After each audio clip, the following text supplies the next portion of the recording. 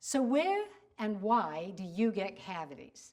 This isn't random. Cavities don't just happen. They are a disease process, and we know very well why you get this disease process happening.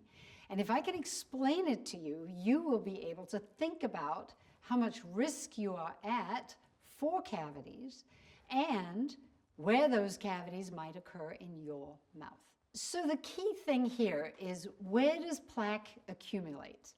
Because plaque is acidic, and that acidity in the plaque basically demineralizes, eats away at your tooth surfaces. And one of the things we used to do years ago was we would give patients in a dental office a red tablet to chew up and spit out, and it would stain the plaque in the patient's mouth, all over the mouth. So you would be able to see if you were bad about brushing at the back of your teeth, on the inside of your teeth. Maybe one of your teeth is a little bit crooked, makes it more difficult to get rid of the plaque in certain areas. Maybe your lip is a little bit in the way for brushing higher up. So there was a pattern that we could see with these disclosing tablets that actually showed us where plaque accumulates in your mouth. If you could do that to yourself, if you could imagine where is it that plaque forms, this fluffy stuff that we don't really see is the stuff that is creating the acidity that is demineralizing your teeth, potentially forming cavities. So acidity, and then how much saliva do you have in your mouth? What is the liquid that is washing and neutralizing, trying to care for your teeth? First of all, do you give it enough time to do its job? But secondly, is there a good flow of good, healthy saliva into your mouth? If you're somebody who takes medications for allergies, dries your mouth. If you're somebody who may be an athlete riding a bike all day long with the wind blowing in your mouth, maybe you are somebody who has a blocked nose and doesn't breathe very well, so you are a mouth breather. You're going to dry up the saliva that neutralizes the acids in your mouth. So if all those things that dry your mouth are going to put you at higher risk. The third thing is the shape, actual shape of teeth. Flat teeth, these ones in the front that we use for biting into things, the incisors, and even the canine teeth, are very smooth surfaced. Usually they don't decay. The ones at the back have little crinkly surfaces on the top of them, on the biting surfaces. And these are surfaces where it's easier for plaque to get stuck and accumulate.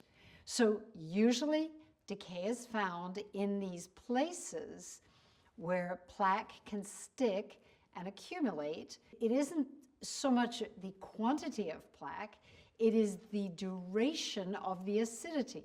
So if you've got a crevice where plaque gets stuck and it's there for days, and it's acidic because you're feeding it sugars, carbohydrates, things in your diet, those sugars create more acidity in that plaque. So it's a process. And again, it's about where is plaque in your mouth and how good is your own defense mechanism. For somebody who maybe is an athlete, who maybe looks at their lip and sees that they tend not to close their mouth completely, your front teeth are going to be at risk. You would be very wise to prepare ahead of going out on your race day by the night before using a fluoride toothpaste, a fluoride mouth rinse. My complete mouth care system is ideal.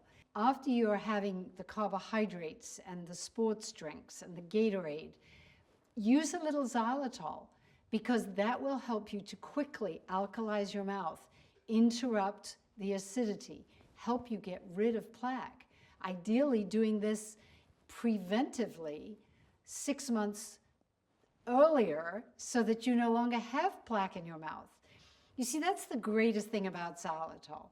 No matter whether you have a dry mouth, no matter whether you are a little bit of a snacker and sipper, by using xylitol and getting rid of plaque bacteria in your mouth, you will be at so much less risk. So people who have no saliva work with xylitol. People with a dry mouth, use xylitol. People who are breathing through your mouth, so much benefit from using little bits of xylitol. And I would also recommend my complete mouth care system that works in harmony. Don't just let cavities happen. Be proactive.